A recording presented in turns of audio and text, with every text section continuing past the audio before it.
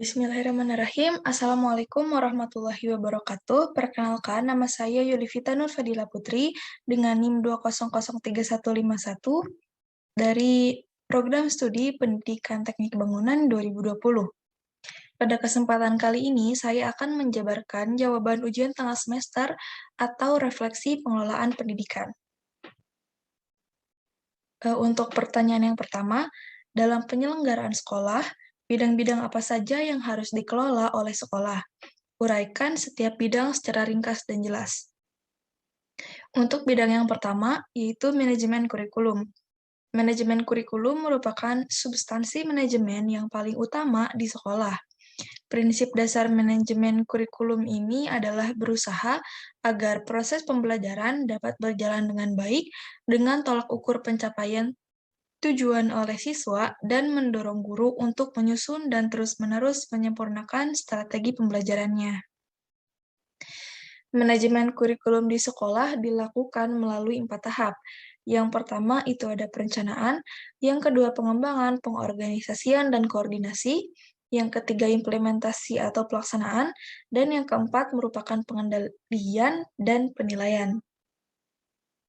Lalu untuk bidang yang kedua ada manajemen kesiswaan. Manajemen kesiswaan merupakan suatu penataan atau pengaturan segala aspek aktivitas yang berkaitan dengan peserta didik. Dalam manajemen kesiswaan terdapat 4 prinsip dasar, yaitu yang pertama, siswa harus diperlakukan sebagai subjek dan bukan objek, sehingga harus didorong untuk berperan serta dalam setiap perencanaan dan pengambilan keputusan yang terkait dengan kegiatan mereka. Yang kedua, kondisi siswa sangat beragam, ditinjau dari kondisi fisik, kemampuan intelektual, sosial ekonomi, minat, dan lain sebagainya. Oleh karena itu, diperlukan wahana kegiatan yang beragam, sehingga setiap siswa memiliki wahana untuk berkembang secara optimal. Yang ketiga, siswa hanya termotivasi belajar apabila mereka menyenangi apa yang diajarkan kepada mereka. Lalu yang keempat, pengembangan potensi siswa tidak hanya menyangkut ranah kognitif, tetapi juga ranah afektif dan psikomotor. Lalu untuk bidang yang ketiga itu ada manajemen pendidik dan tenaga kependidikan. Manajemen pendidik dan tenaga kependidikan merupakan kegiatan yang mencakup norma, standar, prosedur, pengangkatan, pembinaan, penata laksanaan, kesejahteraan, dan pemberhentian tenaga kependidikan sekolah agar dapat melaksanakan tugas dan fungsinya dalam mencapai tujuan sekolah. Terdapat 4 prinsip dasar manajemen pendidik dan tenaga kependidikan, yaitu yang pertama, dalam mengembangkan sekolah, sumber daya manusia adalah komponen paling berharga.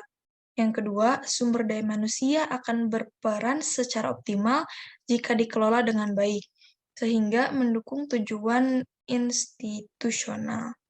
Lalu yang ketiga, kultur dan suasana organisasi di sekolah serta perilaku manajerial sekolah sangat berpengaruh terhadap pencapaian tujuan pengembangan sekolah.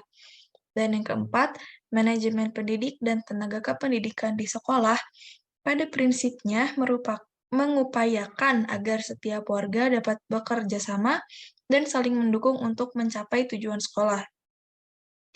Di samping faktor ketersediaan sumber daya manusia, hal yang amat penting dalam manajemen personalia adalah berkenaan dengan penguasaan kompetensi dari para personil di sekolah. Oleh karena itu, upaya pengembangan kompetensi dari setiap personil sekolah menjadi mutlak diperlukan. Lalu untuk bidang yang keempat yaitu manajemen keuangan atau biaya kependidikan. Manajemen keuangan atau biaya kependidikan di sekolah ini berkenaan dengan kiat sekolah dalam menggali dana, kiat sekolah dalam mengelola dana, pengelolaan keuangan yang dikaitkan dengan program tahunan sekolah, cara pengadministrasian dana sekolah, dan cara melakukan pengawasan, pengendalian, serta pemeriksaan. Inti dari manajemen keuangan adalah pencapaian efisiensi dan efektivitas Sehingga perlu diperhatikan faktor akuntabilitas dan transparansi dari setiap penggunaan keuangan, baik yang bersumber dari pemerintah, masyarakat, dan sumber-sumber lainnya. Lalu yang kelima, manajemen sarana dan prasarana. Manajemen sarana dan prasarana pendidikan merupakan tindakan yang dilakukan secara periodik dan terencana untuk merawat fasilitas fisik seperti gedung, mebler, dan peralatan sekolah lainnya, dengan tujuan untuk meningkatkan kinerja, memperpanjang usia pakai, menurunkan biaya perbaikan, dan menetapkan biaya efektif perawatan sarana dan prasarana sekolah. Dalam manajemen ini perlu dibuat program perawatan preventif di sekolah dengan cara pembentukan tim pelaksana, membuat daftar sarana dan prasarana, menyiapkan jadwal kegiatan perawatan, menyiapkan lembar evaluasi untuk menilai hasil kerja perawatan pada masing-masing bagian, dan memberikan penghargaan bagi mereka yang berhasil meningkatkan kinerja peralatan sekolah dalam rangka meningkatkan kesadaran merawat sarana dan prasarana sekolah. Lalu untuk pertanyaan nomor 2, apa fokus manajemen sekolah dan bagaimana Anda menjelaskan kerangka pikir Anda tentang sistem manajemen sekolah? Untuk fokus dari manajemen sekolah sendiri itu yang pertama adalah input sekolah. Input sekolah dapat diidentifikasikan mulai dari manusia, uang, material, atau bahan-bahan, metode-metode, dan mesin-mesin. Manusia yang dibutuhkan sebagai masukan bagi proses pendidikan adalah siswa sebagai bahan utama atau bahan mentah. Untuk menghasilkan manusia yang seutuhnya, diperlukan input manusia yang memiliki potensi untuk dididik, dilatih, dibimbing, dan dikembangkan menjadi manusia seutuhnya. Lalu yang kedua merupakan proses penyelenggaraan sekolah. Proses penyelenggaraan sekolah merupakan kiat manajemen sekolah dalam mengelola masukan-masukan agar tercapai tujuan yang telah ditetapkan atau output sekolah. Pengelolaan program sekolah adalah pengkoordinasian dan penyelesaian program sekolah secara holistik dan integratif, meliputi perencanaan, pengembangan dan evaluasi program, pengembangan kurikulum, pengembangan proses belajar mengajar, pengelolaan sumber daya manusia, diantaranya guru, konselor, karyawan, dan sebagainya. Lalu selanjutnya pelayanan siswa, pengelolaan fasilitas, pengelolaan keuangan, pengelolaan hubungan sekolah dan masyarakat, dan perbaikan program. Lalu yang terakhir itu adalah output sekolah. Output sekolah adalah segala sesuatu yang kita pelajari di sekolah, seberapa banyak yang dipelajari, dan seberapa baik murid untuk mempelajarinya. Output sekolah dapat dikaitkan dengan siswa yang berhasil keluar dari sekolah sebagai pemenang atau lulus dari kegiatan menuntut ilmu yang diakhiri dengan ujian-ujian dan menghasilkan suatu nilai penghargaan berupa angka-angka nilai. Lalu untuk sistem manajemen sekolah sendiri merupakan sebuah sistem yang dirancang untuk mengelola kebutuhan-kebutuhan administrasi dan operasional sekolah. Sistem ini memiliki beberapa modul yang dapat diintegrasikan serta dapat diakses oleh semua anggota sekolah. Untuk menciptakan pembelajaran yang efektif, sistem administrasi yang mudah, peningkatan produktivitas, dan peningkatan-peningkatan lainnya. Untuk pertanyaan ketiga, jelaskan secara ringkas faktor-faktor yang menyebabkan suatu sekolah dapat dikategorikan berhasil dari sisi manajemen sekolah. Berikan satu contoh nyatanya.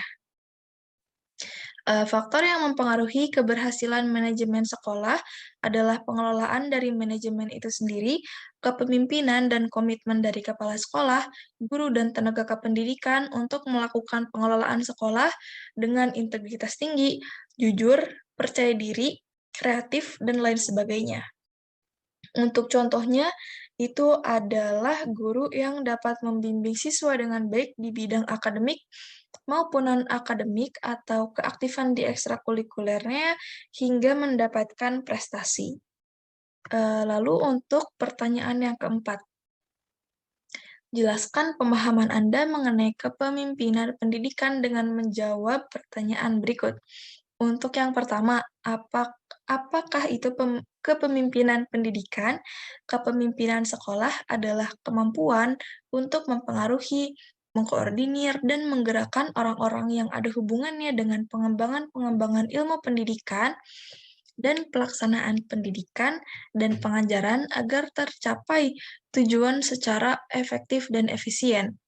Lalu yang kedua, siapakah yang dimaksud dengan pemimpin pendidikan di sekolah dan mengapa dia disebut sebagai pemimpin?